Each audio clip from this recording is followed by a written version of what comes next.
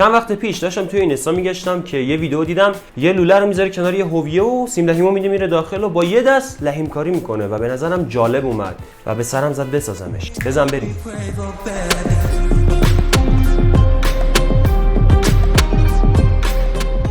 خب من امیررضا مشمولم و اینجا لکمکه و خوش اومدین به یه ویدیو دیگه. ایده من اینه که یه لوله رو اینطوری شکل بدم و یه پایه چوبی این ته داشته باشم. توپ سیم لحیمم اینجا قرار بگیره و از این شیاری که اینجا وجود داره سیم لحیمو بدیم بره داخل.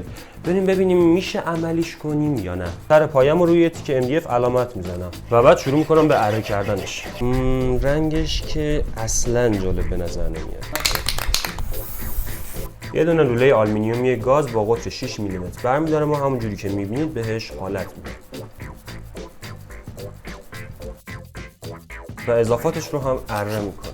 سخت اره میشه نامرد. آی فیلم بردار سخت. خب حالا لوله رو روی هویه میذارم و با یه دونه بست کمربندی محکمش. پایه چوبی رو اینجا میذارم و انتهای لوله هم میذارم روش و اینا رو هم با بست کمربندی سر جاشون صفر میکنم و برای اینکه لوله سر جاش نچرخه یه خورده چسب میزنم بهش و فرمش رو درست میکنم.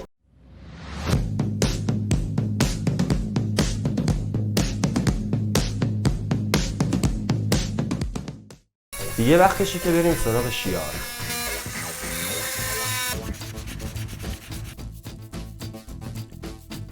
انگاری یه چیزیش کمه.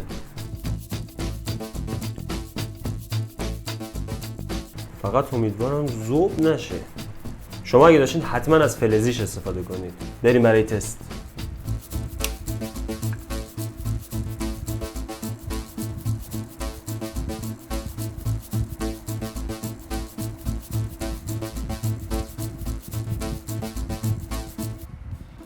خیلی جالب بود و اینکه نیاز نبود برای لحیم کاری توی این دسته دیگه سیم لحیمو بگیری، خفن ترش میکرد.